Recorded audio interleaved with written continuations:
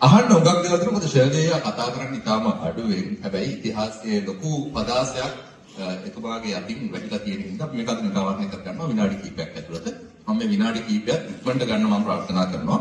මොකද උග දෙනෙක් දන්නේ නැති හින්දා ඒ ඩිස්කෝ අතීතය ගැන ඒ වගේම එහිදී මට තියෙන එකම එක කෙටි ප්‍රශ්නයයි. ඒ ප්‍රශ්නය ඇතුළේ ඔක්කොම ටික උත්තර ගන්න මට ඕන වෙනවා. තනි උත්තරයක්. මේ yes no කියන්නේ එපා මේකට හැබැයි. මේමයි. සාමාන්‍යයෙන් ලොකු ගස් යට පොඩි ගස් හැදෙන්නේ නැහැ.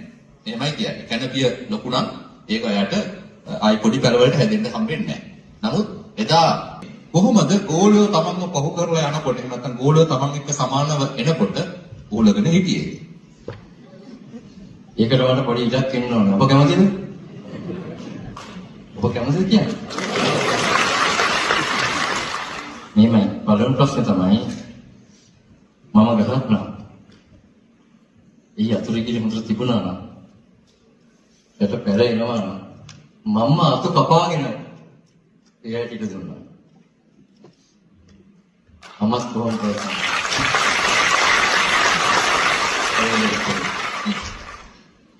දෙවෙනි එක අර කොහොම වටිනා විස්තරයක් විය අද තත්ත්වයෙන් බලන්න මොන තරම් ව්‍යාප්ත වෙලා තියෙනවද කියලා අපේ කලාශාස්ත්‍රය අසමගිය.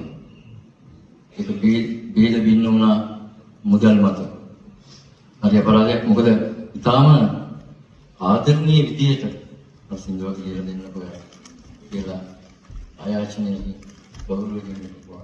මම වාට සින්දුවක් ලියලා දෙන්නම් කියලා කියන යුගයේ සිපිලා එක තනිකරම ඒ සියලු සාර ධර්මයන් අමතක කරමින්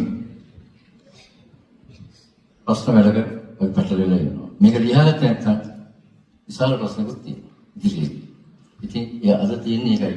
ඊළඟ සරස්වතී ගැන කිව්වා. මා උගන්වන කාලේ දෙලු ආයස්නේ කන්දලේ කියනවා සාක්ෂියන්. චන්දසේන ඉන්නවා සාක්ෂි. ඇත්තද? නදිවල සෝමසිට වැඩකට ගෙන්නන්න පුළුවන්. නදිවල පාලිස්ට ආවි පුළුවන්. එතකොට සරස්වතී දෙවියන් නැමද තමයි අන්තිය ගුරුවරකම් දෙන්නේ මම.